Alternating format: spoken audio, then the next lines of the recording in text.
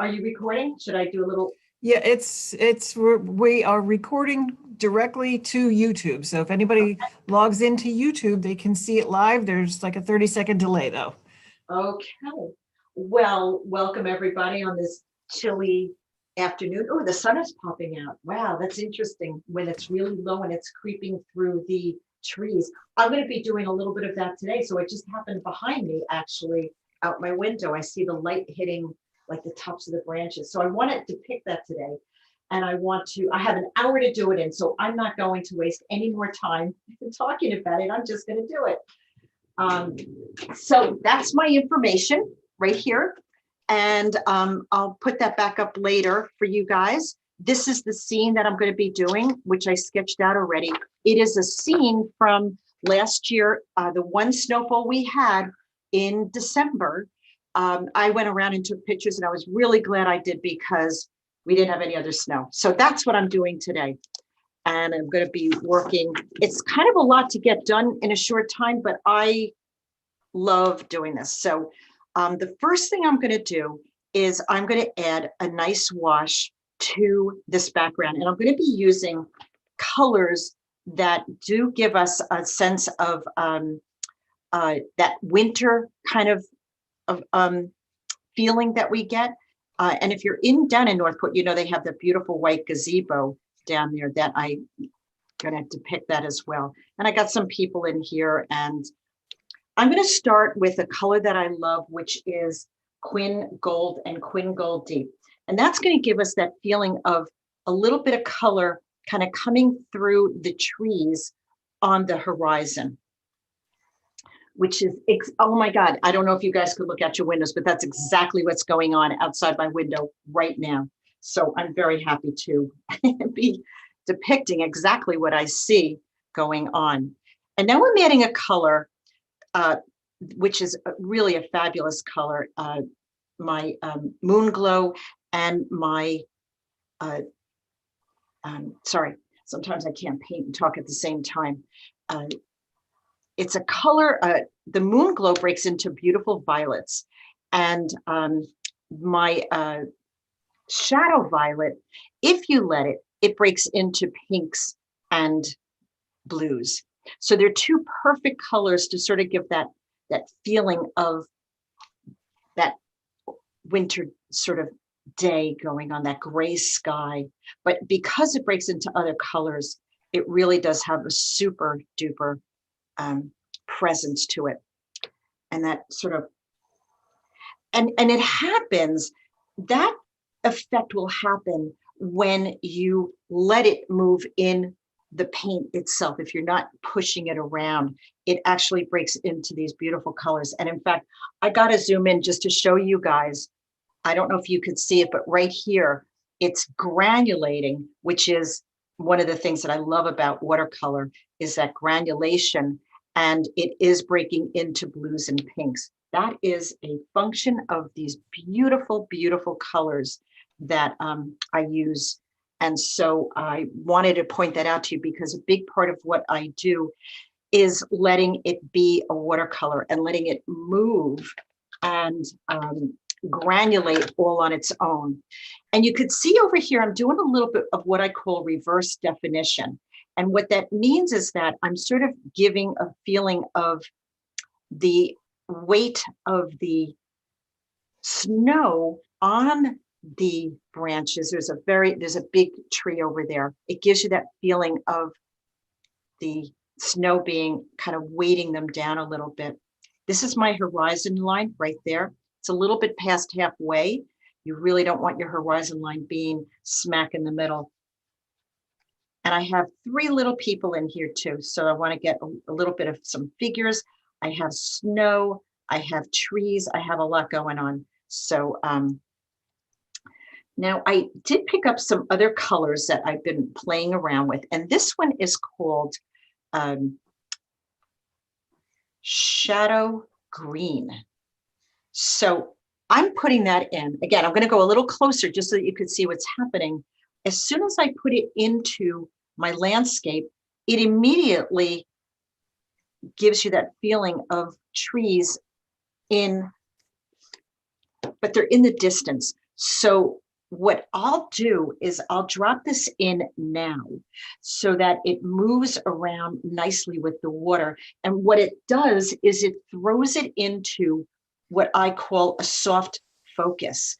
So what that means is, my photograph isn't really showing this soft focus. Our cameras are so amazing these days, but I know that you can, through depth of field, sort of throw things out of focus a little bit when um, you change certain settings on your um, your camera. I think there's something called portrait mode or something, and portrait mode might do that. And you could see how nice and soft they got. I'll back out. I'll just go back and forth between being sharp and up close, and then kind of coming out and seeing the whole thing as it's coming out. So there's three, I guess if I was Bob Ross, I would say there are three happy trees, right? Is that what he used to say? I don't have his hairstyle, so there you go. And I do want a little bit of that green going on in between the behind our gazebo. So I'm, again, through reverse definition, I'm defining the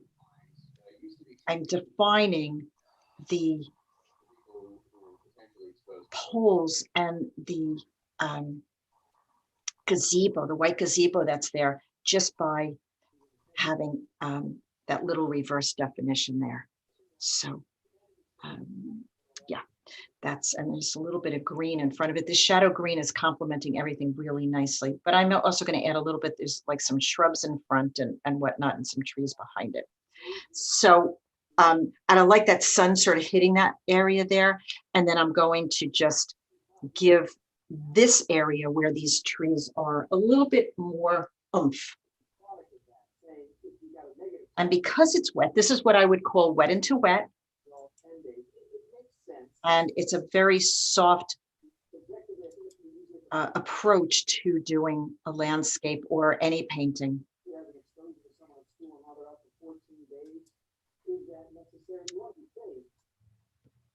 And as long as it's wet, it's going to move. That's what I love about it. And it's one of the things that I just love about watercolors is that it gives you these unexpected results without having to really have it be overly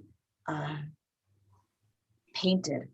So it just sort of gives it a beautiful, nice, soft effect, and very much throws everything into soft focus. And I always say in my classes, and those students that are with me know this, I'll say, if you stopped right now, you'd sort of know what it is, and so I look for that kind of feedback and answer sometimes, because I don't want to overpaint something that doesn't need to be overpainted. And we could always add details at the end. So that's just one of my sort of mottos, is that I'll add my details at the end. I have a brush that I call my Sexy Scumble brush. This is a brush that I took. It was a very expensive sable brush at one point, and it sort of has been failing me of late. It just didn't last, but I cut it. And now I'm going to go in and do some of these branches over here, just to give that feeling that there's snow on them. They're weighted down, they're heavy, and it gives me a very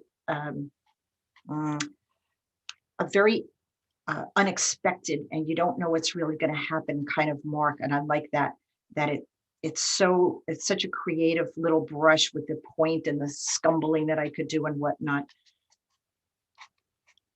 And this again is this new color that I found that I really have been enjoying working with, and that is shadow green. This is a Daniel Smith color. Daniel Smith, it might be Holbein. I can't remember actually now. I have to look and see. But I could get side marks. I could get thirsty, dry brush marks. I could be on the tip and get very fine marks. I really could go in and do a whole lot of fun with these paints. I did squeeze a little bit of fresh paint, which I normally don't do. It's a little bit on the intense side, but you get the feeling of what I want to do right there. And I do want to, so I'm using a few different brushes. I like having my brushes sort of ready to go at any point in time, because using the right brush is really, really critical and very important in watercolor. I guess in any medium. I don't really know other mediums. I'm sort of a watercolor kind of gal. Another really nice effect is when you use a spray bottle. And I'm looking for my dot sprayer. Here it is. A dot sprayer is a spray bottle that gives you, once you pump it up in your water bowl, it spurts out in kind of unusual ways. And so the timing on this, I'm going to go a little closer so that you could see this. Let me back out of this a little bit. You could see that depending on where the paint is in terms of drying, it gives it these really pretty dots, and it looks like it's snow. Yeah, I love that. Okay, I want to build this horizon a little bit more, a little bit darker. I'm going to wait on the trees. I'm going to go in and do a little bit more on the trees. Now's not the time because it's so wet. So I'm going to wait on that. But I do have these people here. There's a little family, and I do want to get them in. So that'll be fun too. Definitely want to put them in. And that feeling of snow. So to get that feeling of snow, I really like to use a soft blue color. I have a few. The one that I'm going to use today is a Holbein blue, and it just sort of gives me a nice softness to the snow. I know snow isn't blue, but somehow, because it's a cool color, it does sort of read really well as a snow might. And this is just sort of the path that they walked along, and they created this little this little area that they're standing in. I don't know what they're doing. They might be making a snowman or something. I'm not sure. Feathering that out a little bit. There's nice long shadows that happen. I did drop a little moon glow in there with it because those violets really kind of talk to me. And it's very much color temperature. I think of color temperature when I'm painting cool scenes like this. I do have that sun kind of poking through, and it really is granulating in a beautiful way. And I sort of hit the dot sprayer at a good time. It's really breaking apart, and you kind of need to time it, because if you add it too soon, it just washes things away, and if you hit it too late, it won't do anything. So it's just one of those little things that, watercolor is sort of a timing thing. I'm just going to get these marks, these sort of marks of this path that they took, and it should get a little bigger as it comes towards me. And I could do that by, I'm looking at the photo. They absolutely did walk this way. So I'm sort of following something. And by carrying it down to the bottom here, what I can do is I sort of can bring our eye into the painting, or come out of the painting and then go back into it. So I'm thinking compositionally, as well as, this idea that telling a story. So the story, I like the story. The story is this family came down to the park with their child, and they are visiting and playing in the snow.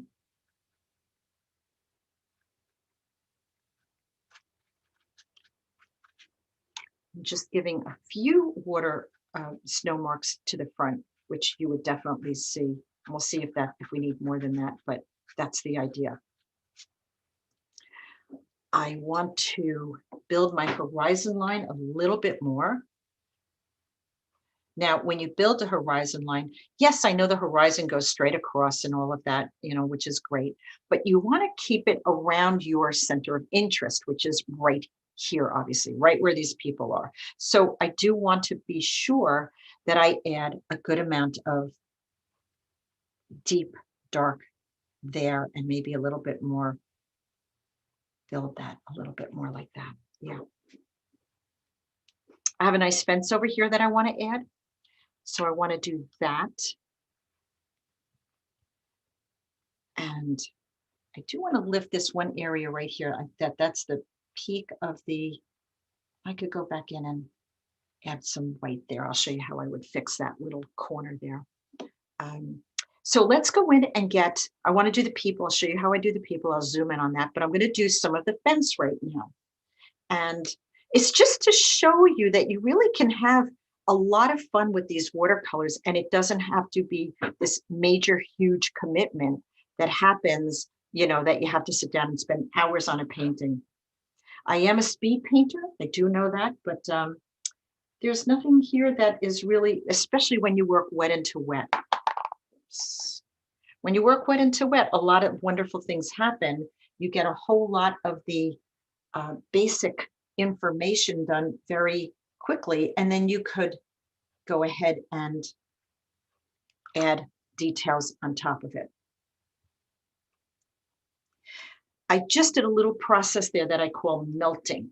I just melted that mark right into the snow. This is the fence that's there, that's around the green evergreen.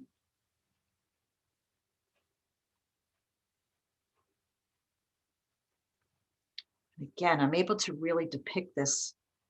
I do like to show you guys just how much fun painting this way really is. I just love it so much. I'm going to melt this into the snow right on the bottom there. And it also creates maybe a little bit of a shadow as well. So that means I'm just going to add a touch of blue to it.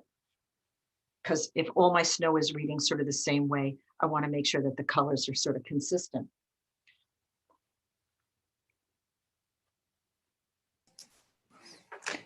Jan, we have a couple questions. Go One right is, ahead. Yep, perfect. someone wants to know what kind of paper you're using, and could you please show the original photo again? Yep, I sure will. So the paper my favorite paper to use, and that's what I'm using, is Arches 300 hot press. So the common one is, generally speaking, going to be the 140 cold press. But I love using a lot of water. And so when I use that much water, what I like to do is have a heavier paper, and that gives me a lot of, you'll notice my paper is not buckling or anything. So it's really a great way to get a very watery feel. One of the things that happens, of course, with watercolors is that the paper buckles a lot. Not my 140, doesn't happen. So yeah. And as far as wanting to see the photo again, it's right there. I'll try to keep it there as long as I can, because I'm just sort of working. I'll work around it a little bit. So the greenery is sort of poking through.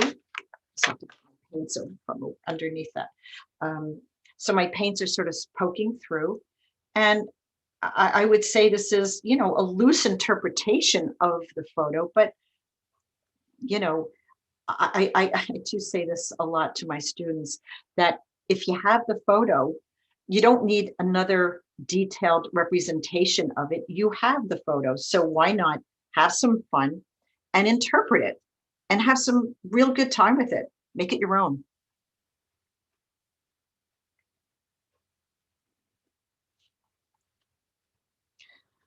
I have something special I want to do over there, but I want to get to the people. I'm waiting for this to dry. Watercolors is timing. Okay, so I don't want to touch this because I do want to go in and add some tree trunks and whatnot. So now is a perfect time for me to work on my little people. So my little people, I'm going to put this back up there just so that I have access to everything easily in front of me. My little people, I'm going to take a small brush. Now, when you're working with people, it's kind of interesting because there's a tendency to start with a big round head. I'm going to say don't start with a big round head because the proportions are too off. The head is often too big and they look like, oh, I don't know, aliens or something. They just don't look properly proportionate. So the head is almost a rectangular shape. And Now I'm going, let me zoom in on this for you guys. I'm going into these people so this you could see this a little closer up, okay? And all I'm doing is sort of getting the gesture going. That's really all I have to do because that will tell the story.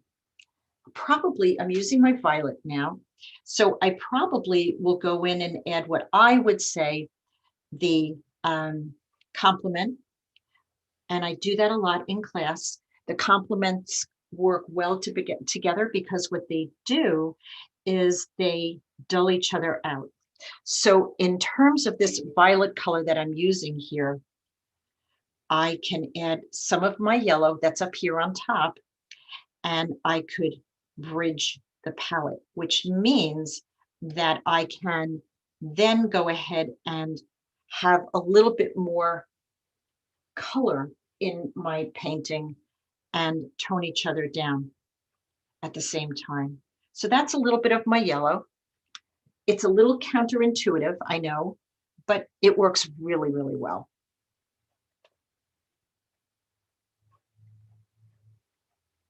And you sort of get the gesture of what that guy is doing.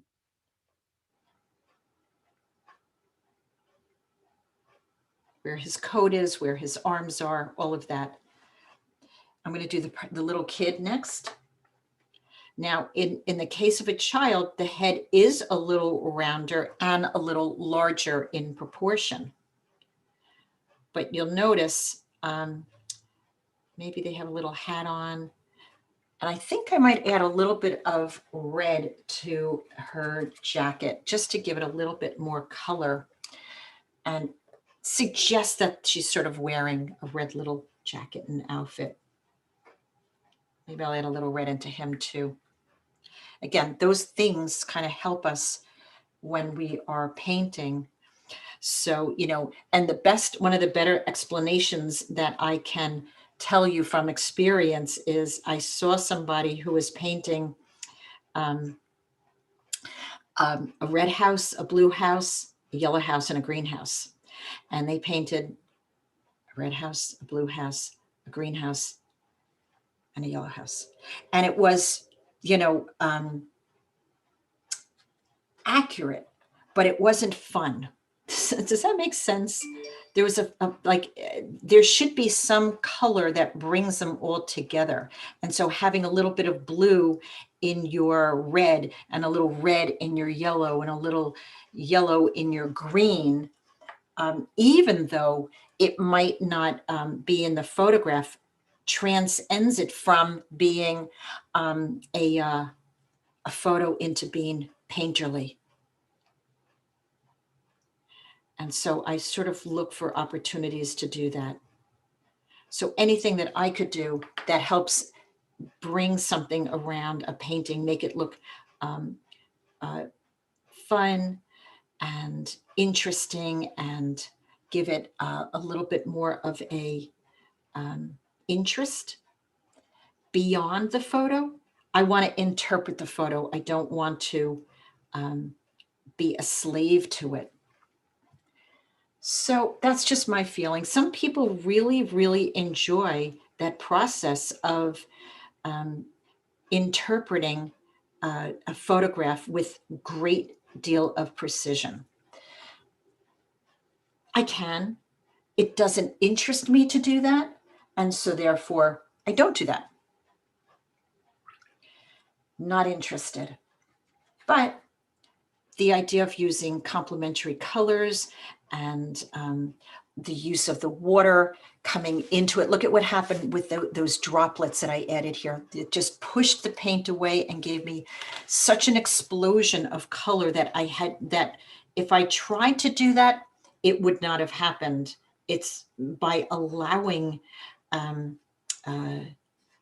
something to happen in watercolors that the magic really does appear. Let me back out, show you where I'm at. There you go. This is now dry enough. I'm going to grab my rigger, one of my favorite brushes, and I'm going to take some more color on it. Now I'm going to be doing this with less water and more color on my brush. And I'm going to add these tree trunks here And one of the things that we talk about in class is that idea of making, even if you see all of these trees sort of lined up, break it up. Do not paint it so that they all look like they're the same distance, same shape, same width, same everything. You want to really explore that. There's a whole lot of more interest if you don't do that.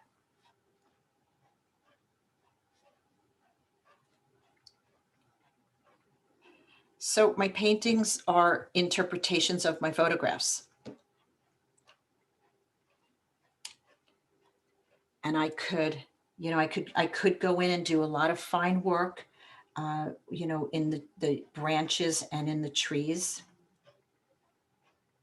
And I'm using a rigger right now, which is a lot of fun. This brush is really indeed a whole lot of fun, because I could get these really unusual shapes and let them sort of,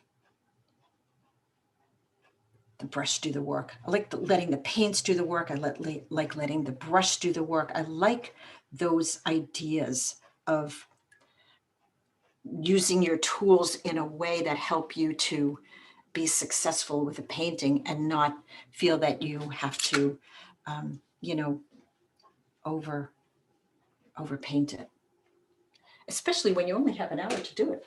And look how much we did in half an hour, right? Just so much fun.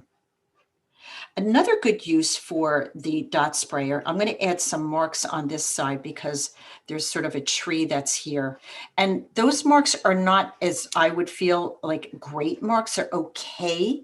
But when I hit it with my dot sprayer, it breaks it apart and gives me little deposits of water. And now when I do it, the paint is actually finding those drops of water and doing very unusual things that you wouldn't do with your brush. So that little bit of coming, again, letting the dot sprayer do the work, letting these different tools that you have at your disposal do some of this work for you. Another thing I like to do is what I call little Morse code. And that means not everything has to connect for it to work for you. I did say that tip right there, I lost that white. So I'm just going to go in and I'm going to grab a little white paint. I don't mind using white. I don't use it a lot, but I'd rather use white paint than masking. There's sometimes I use masking, but not a whole lot.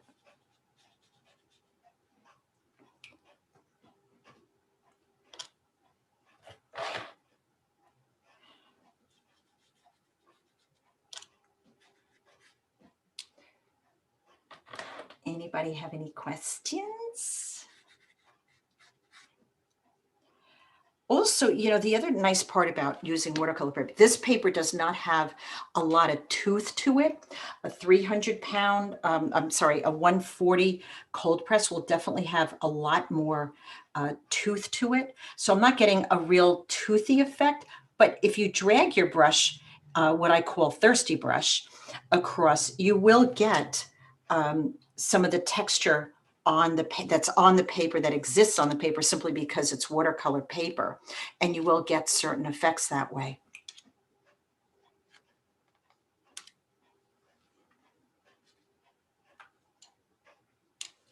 And now, you know, the final touches, I could really go in and I could just really have a lot of fun and with, you know, details of branches, trees.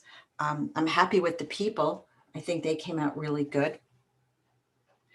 I also, let me just talk about the way I paint. I do not pre-mix in my palette very much. I really prefer to mix on the paper and let the paper and the paints intermingle.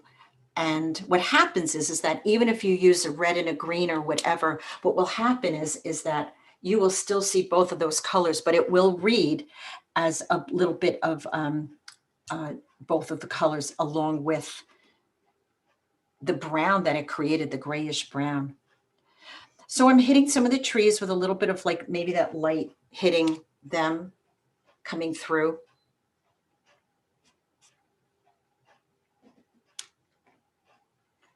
Want to go in and use that shadow green here and give that a little bit more definition right in here.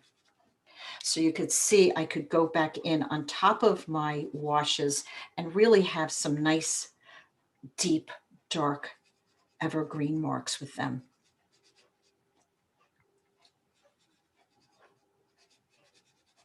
That really speaks so beautifully. It really, but now I want to continue it in a couple of other places. Now that I did that, and it feels very successful.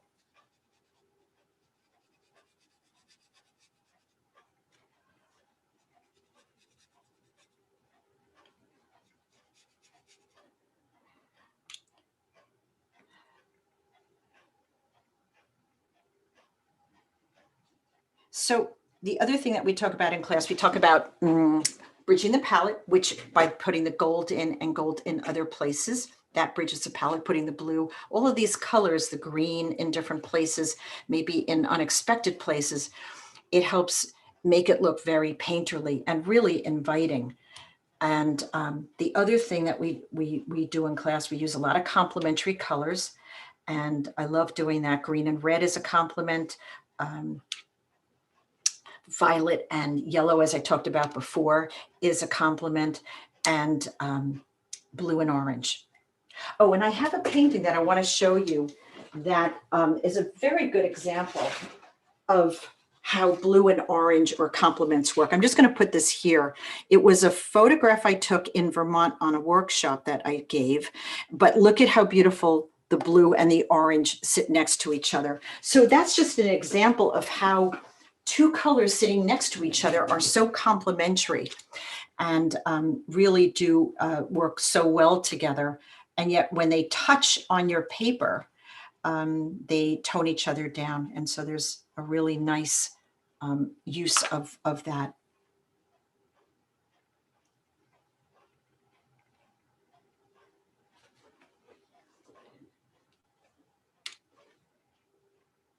Oh, I forgot to play Howie. Hold on. Howie Emerson, new CD.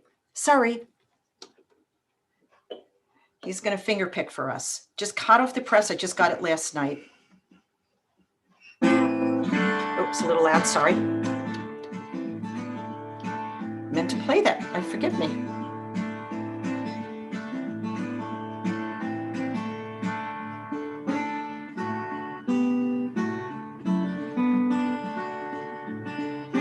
HowardEmerson.com. He gave me permission to play this during my classes, which is so sweet.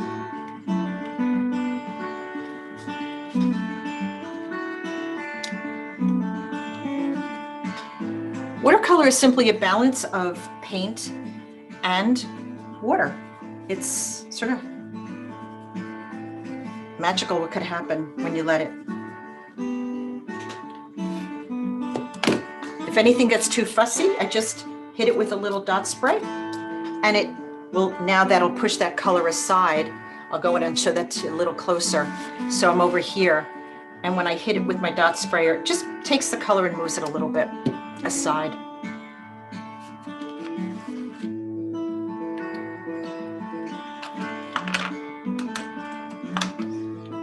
I want to hit a little bit of that gold color in a couple of other areas because I think it'll work really, really well.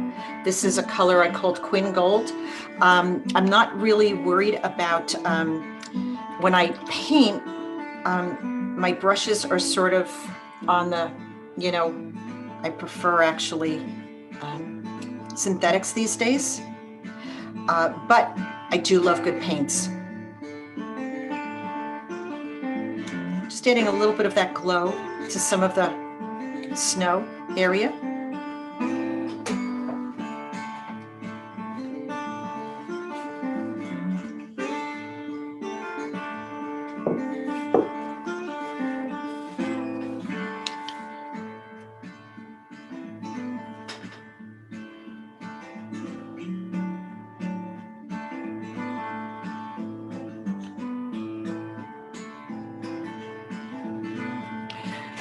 So the final thing that I'm thinking about is contrast, because what we say in class is color gets the credit, contrast does the work. So your painting will be weak unless you think of adding contrast to it.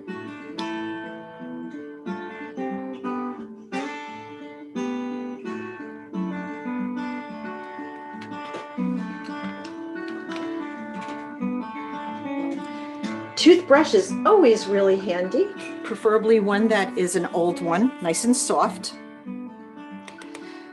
And what I want this feeling of maybe this tree sort of, I don't know, having little areas that are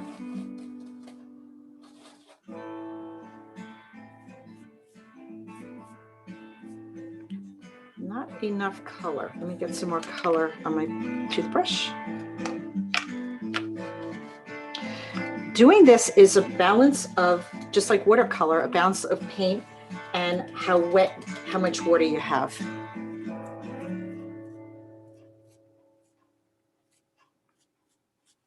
Oh, that looks fun. I like that. I have to show that to you close up. It's really fun. Let me zoom out a little bit. So I just added these nice, it just feels fun and loose and I don't know, can't explain it. I love drips, I love blossoms, I love splatter. Those are things that I really explore when I'm doing a watercolor.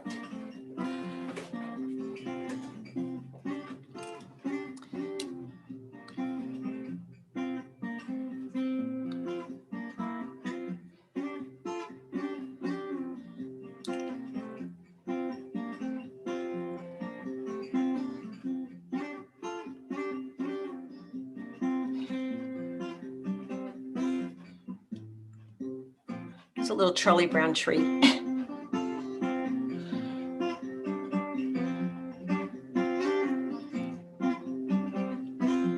I love going back in and adding details later to my paintings, seeing what it needs, not finishing a particular area overly fast. I love having the looseness first, and then I could make decisions about what it might need after that.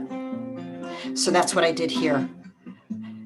And because watercolor is a timing thing, I really needed to let this dry before I decided what it might need. And I could make that determination at any point.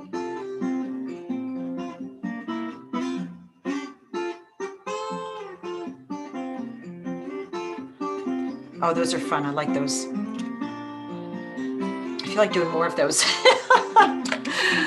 But too much of any good one thing is, is maybe not the best way to go. I'll add a little bit more green back here just to suggest maybe there's more evergreens.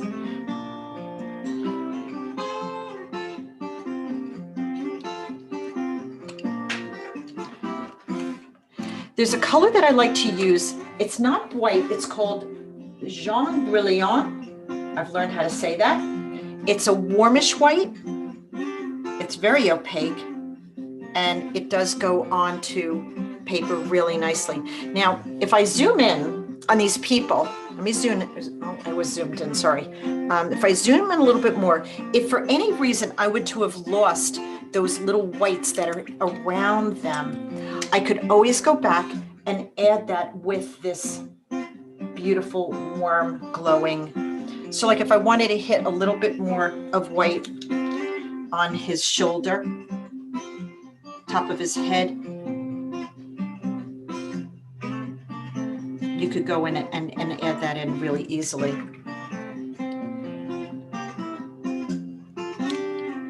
Jan, we have another question. Sure. What kind of rigger brush are you using? And can you please repeat the name of the color? The French. Sure. Oh, Jaune, J-U-A-N-E, Jaune Brilliant, number 1. And it's a very, very pale yellow white. I might have a tube right here. If I do, I'll point it out to you guys and show you what the tube looks like. Here it is. So where am I? Here. Oh, that's very close. There it is right there. Woo, hello. Jean Brilliant, #1. It's a beautiful, warm yellow by Holbein. So yeah, I'm sorry, there was something else I had to repeat. The type of rigger brush. Oh, okay. I'm a big fan of synthetic brushes. This is a synthetic brush. Let me back out here for a second.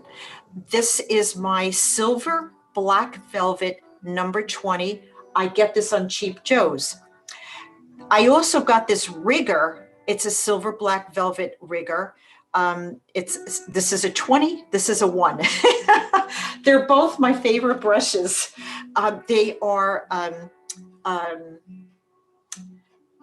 synthetics. The synthetics nowadays are amazing. They are so amazing in terms of what they're able to do that there's really no reason to use sable. And in fact, sable is something that I now take. I'll point out like a sable brush that I have here. It's just, you could see it. It's just a hot mess. I will take this and I will cut this. And on my YouTube videos, I have how to take a sable brush that looks like this, also known as my hair in the morning, and I will make it into what we call a sexy scumble brush. And so I actually have a demo of how to do that on my website, and it's a lot of fun. You just need a nice sharp scissor to do that.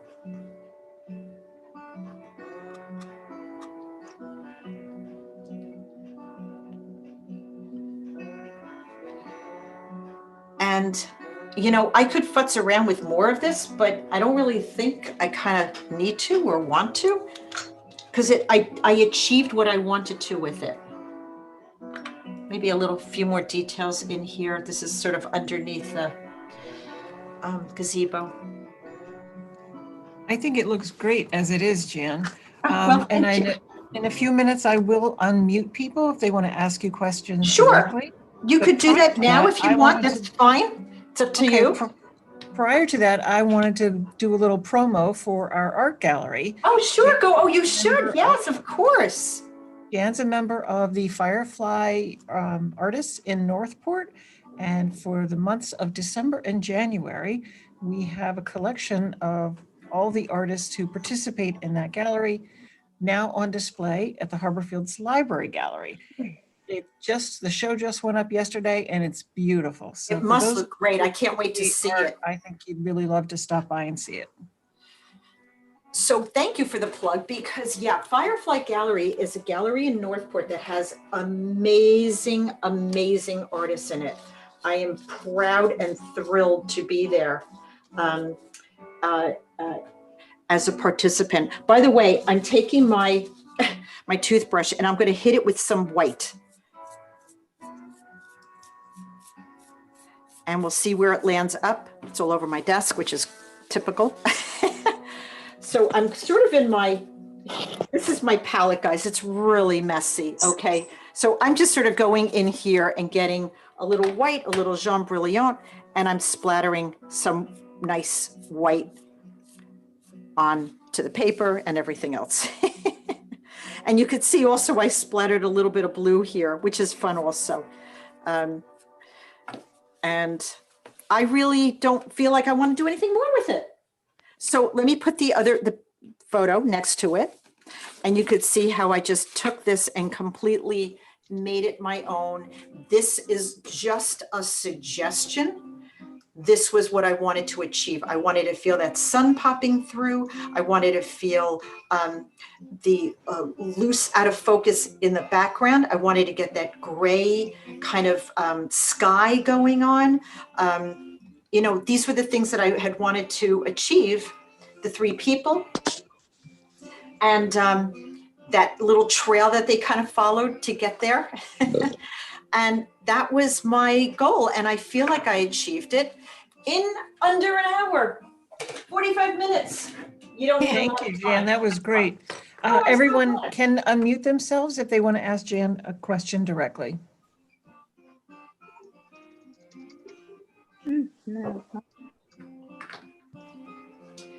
I guess you've done such a good job. Nobody has any questions. Will you be giving a course this winter? Yes, I was just going to tell you Great.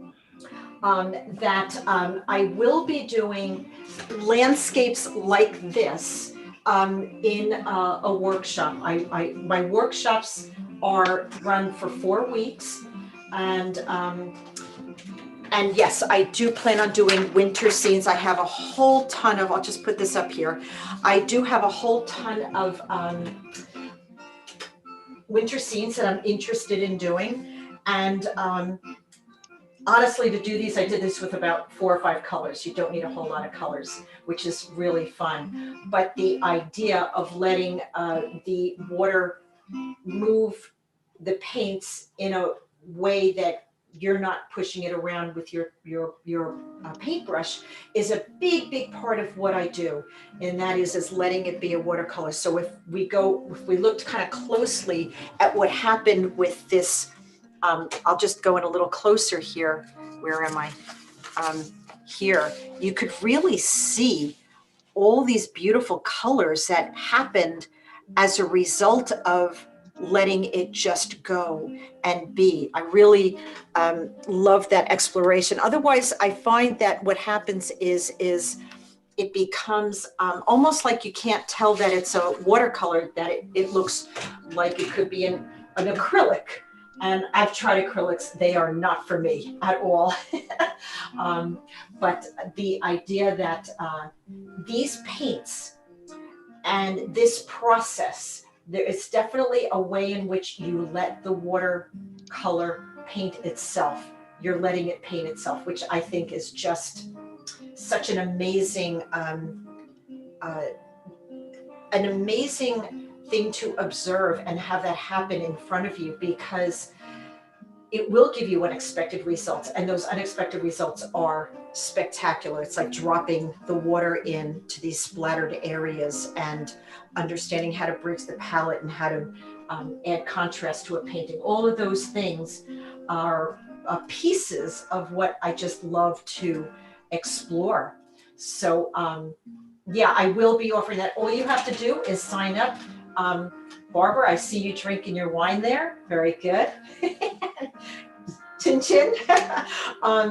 I will be running workshops. All you have to do to find out about a workshop is go to my website, janguarinofineart.com. I have a newsletter area there, and you could sign up for the newsletters. You will find out about every class going on. Find me on Facebook, look at my YouTubes on videos. More of those are going up all the time. Find me on Facebook. Yeah, there's a whole lot of shaking going on. Hello? Yes, I just have a question. If you are using the 140 paper, do you recommend taping it or tacking it down to a board or something? I don't work that way because I tilt my paper and I let it run. So I use 140 for different reasons. When I'm not using this much water, I know ahead of time this is going to be a very wet into wet process. I will use my 300. Now I do have these, if my painting is smaller, I'm trying to see one, like for instance, these are all, I'm just looking around to see what I have here. When I'm using maybe a smaller, when I'm doing something smaller, these were some portraits we did in the portrait workshop.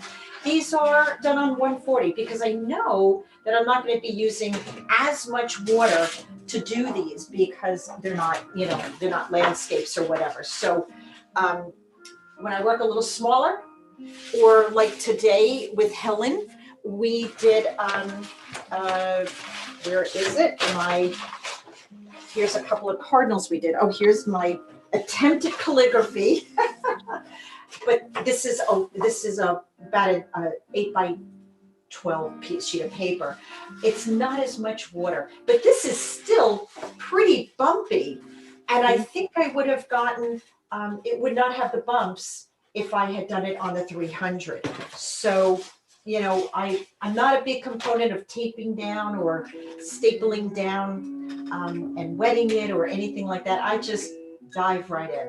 And I love the 300 hot press, Arches hot press. It's a beautiful sheet of paper. It has some tooth to it, not as much. So it makes it very good for doing a lot of different types of architectural things. When you want to have a whole lot of detail on it, you could access that. So I sort of monitor what I'm painting and why I'm painting it, and how I'm going to paint it with what paper I'm going to use. Thank you, Jan. It was magical. I love Oh, watching. thank you. Thank you so Hey, much. Ellen. We appreciate it. Hey, good to see Oh, hi. I love watching you work. It's just your interpretation, how you see it, and then how you create it. It was just wonderful. Thank you. Thank you. Thank you. You know, I love it. You know, I love showing you guys how to do it. You know that I love when you get results. I will share this with you that when you come into a class, there's, I do record it, so you do have it to try it again on your own. However, we do have a part of the class that is critique. And so I do like to see what you did and then offer you suggestions. I would do that in a class, but since this is our next best thing to a class, I have each person hold up their painting and I can see it and see if it needs a little bit of tweaking or guidance. So, you know, you'll get that in a class. Absolutely, step by step. Yeah, thank you again. You're welcome. So good to see you. Good to see you so too. much. Yeah. Take Thank care. you, Jan, and thank Thank you you. everyone for joining us today. Library, thank you Thank guys you. for doing this. You Bye. guys are Yeah. awesome. It is awesome. It's wonderful. Thank The you. libraries are our, you know, link to, you know, these kinds of worlds and exposing us to such beautiful things. And so I thank our local library so much for putting these together. We do have something coming up, I think, in January, right, Lisa? It's Susan? January, but it's with a couple different libraries, so it might be limited to those particular libraries. Okay, yeah, there are some library classes coming up and I run my own classes and there's a whole lot of shaking going on. So, yeah, so thank you all for coming on. Thank you, everyone. Yeah, I hope you had Thank fun. you. I know I sure did. All Thank right, you. everybody. Thank you so much. Stay safe. Thank you. Hey, that's Sure you great. wine, Barbara. See you soon.